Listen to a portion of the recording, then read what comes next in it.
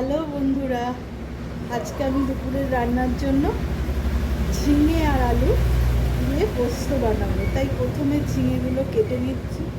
ঝিঙেগুলো একটু বড় বড় পিস করছি, নাহলে ঝিঙেগুলো গলে যাবে। এই আমি এরকম সাইজ করে নিচ্ছি। আর ঝিঙে আলু পোস্ত খেতে সবারই ভালো লাগে জানি। শুধু আলুর থেকে একরকম পোস্ত ভালো লাগে, আর ঝিঙে দিয়ে আলু করলে আর একরকম পোস্ত লাগে। তাই ভাবলাম আজকে দুপুরবেলা রান্নাতে একটু ঝিঙে আলু পোস্তই করে নিই। আপনাদের বাড়িতে কি আর কি রান্না হচ্ছে? আজকে শনিবার, আগামী দিন সানডে, সেদিনকে তো মানুষ ভালো মন্দ রান্না করে। যদিও আজকাল এসব এখন কিছু নেই যে রোববার হলেই ভালো খেতে হবে আর শনিবার বলে ভালো খাবো না। আজকাল সবাই সব দিনই সব কিছু রান্না করে। আমরা যেমন ছোটোবেলায় দেখেছি রোববার হলে আমাদের মাংস আসতো, কিন্তু এখন সারা সপ্তাহ ধরেই লোকে মাংস খায়। এখন আর কোনো ব্যাপার নেই যে শনিবার বা সোমবার খাবো না বা কিছু। কিন্তু আমাদের ছোটোবেলাটা মজার ছিল। অপেক্ষা করে থাকতাম যে কবে রবিবার আসবে, তবে সেদিনকে মাংসটা খাবো। কি বলছেন আপনারা? আপনাদেরও কি তাই হতো কারো বাড়িতে? কবে রবিবার আসবে এই অপেক্ষা করে থাকতেন, সেদিন একটু বেশি করে ভাত খাবো, তাই না? আলুগুলো একটু ছোটো সাইজ কেটে নিয়েছি, যদিও এগুলো চন্দ্রমুখী আলু। কেন আলুগুলো তো একটু সেদ্ধ হতে একটু কড়াই বসিয়ে দিয়েছি। এবার কিছুটা সর্ষের তেলের মধ্যে দিয়ে নেব। দেখুন তেলটা গরম হয়ে এসছে। এবার আলুগুলো প্রথমে দিয়ে দেবো।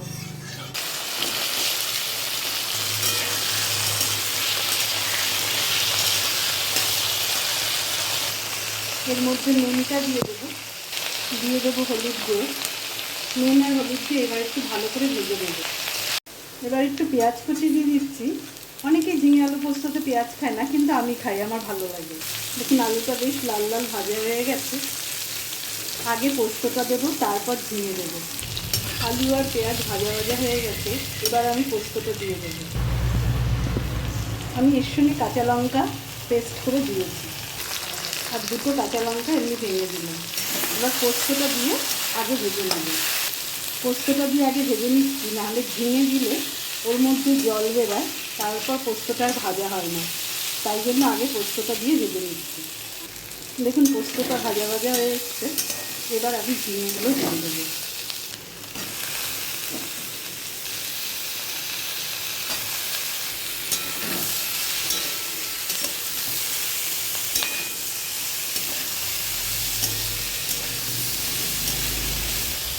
এবার একটু আঁচ কমিয়ে ঢেকে দেবো।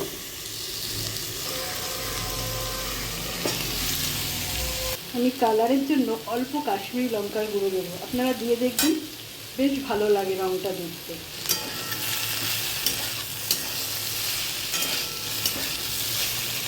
আর দিয়ে দিচ্ছি অল্প চিনি।